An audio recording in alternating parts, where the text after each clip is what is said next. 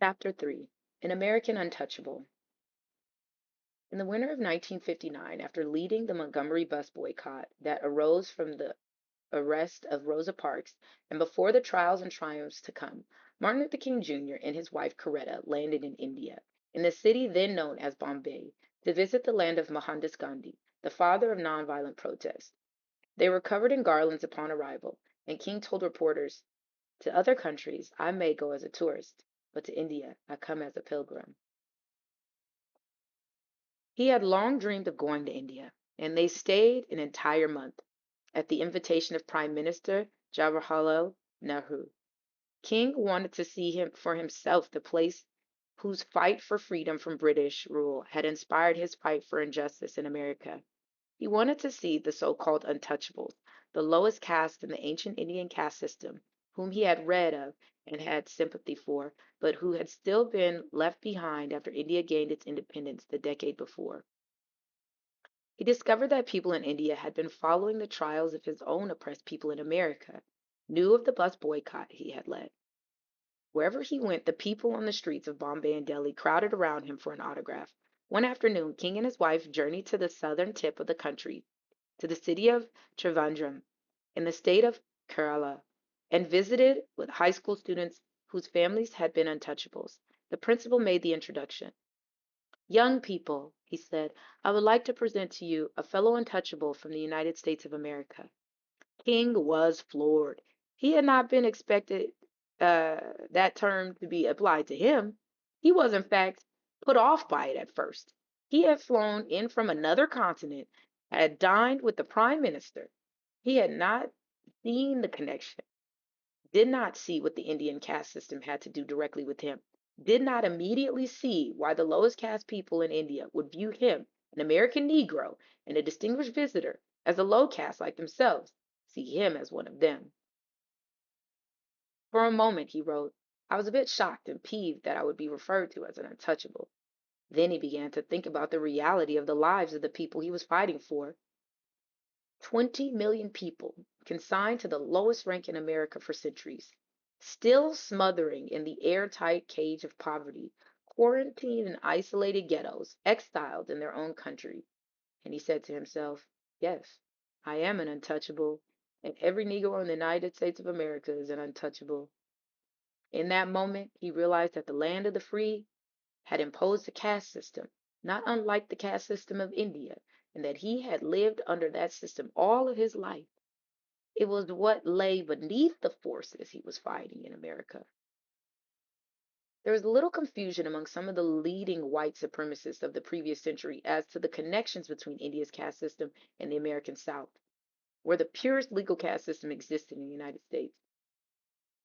A record of the desperate efforts of the conquering upper classes of India to preserve the purity of their blood persists until this very day in their carefully regulated system of caste, wrote Madison Grant, a popular eugenist, in 1916, bestseller, The Passing of the Great Race.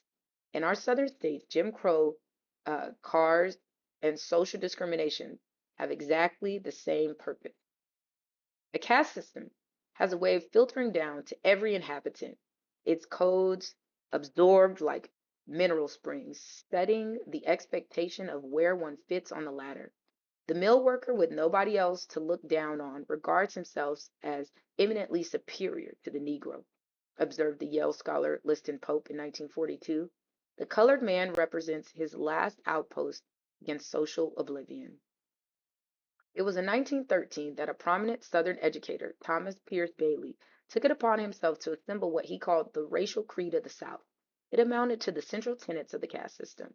One of the tenets was, let the lowest white man count for more than the highest Negro. That same year, a man born to the bottom of India's caste system, born and untouchable in the central provinces, arrived in New York City from Bombay. That fall, Bhimrao Ambedkar came to the United States to study economics as a graduate student at Columbia, focused on the differences between race, caste, and class. Living just blocks from Harlem, he would see firsthand the conditions of his counterparts in America. He completed his thesis just as the film Birth of a Nation, the incendiary homage to the Confederate South premiered in New York City in 1950. He would study further in London and returned to India to become the foremost leader of the Untouchables, a preeminent intellectual who would help draft a new Indian constitution. He would work to dispense with the demeaning term untouchable. He rejected the term Harijans, applied to them by Gandhi, patronizingly so to their minds. He spoke of his people as Dalits, meaning broken people, which, due to the caste system, they were. It is hard to know what effects his exposure to the social order in America had on him personally, but over the years he paid close attention, as did many Dalits, to the subordinate caste in America. Indians had been aware of the plights of enslaved Africans and their descendants in the pre Civil War United States. Back in the 1870s, after the end of slavery and during the brief window of black advancement known as Reconstruction, an Indian social reformer named Jyotiba Phule found inspiration in the abolitionists. He expressed hope that my countrymen may take their noble example as their guide. Many decades later, in the summer of 1946, acting on news that black Americans were petitioning the United States for protections as minorities, Ambedkar reached out to the best known African American intellectual of the day, W.B. Du Bois. He told Du Bois that he had been a student of the Negro problem from across the ocean and recognized their common fates. There was so much similarity between the positions of the untouchable in India and the position of the Negroes in America, Ambedkar wrote to Du Bois, that the study of the latter is not only natural but necessary. Du Bois wrote back to Ambedkar, and the Du Bois wrote back to Ambedkar to say that he was indeed familiar with him and that he had every sympathy with the untouchables in India. It had been Du Bois who seemed to have spoken for the marginalized in both countries, as he identified the double consciousness of their existence. And it was Du Bois who, decades before, had invoked an Indian concept in channeling the bitter cry for his people in America. Why did God make me an outcast and a stranger in my own house?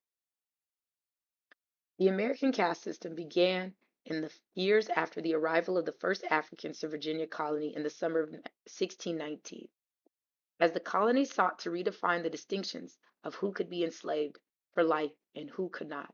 Over time, colonial laws granted English and Irish indentured servants greater privileges than the Africans who worked alongside them.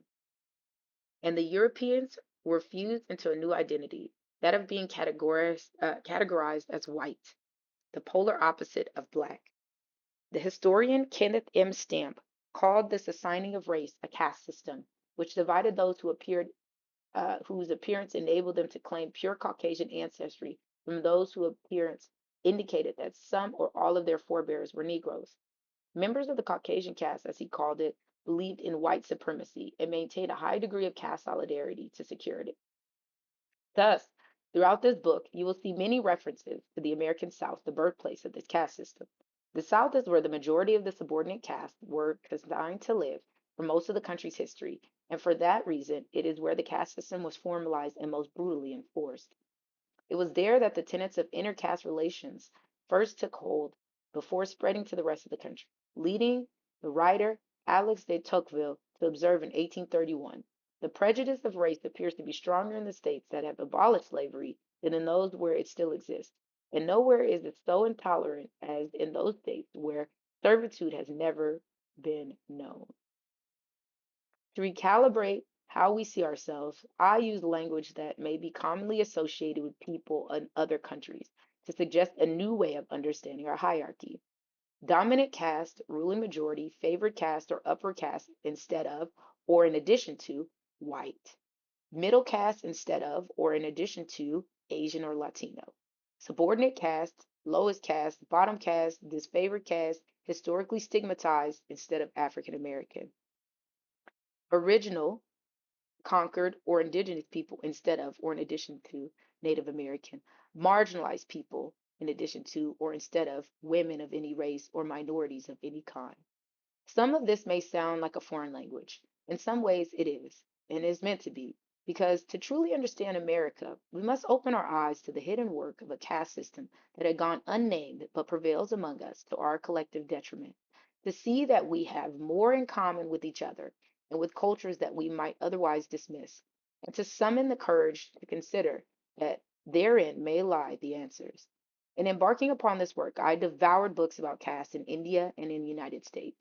Anything with the word caste in it lit up my neurons.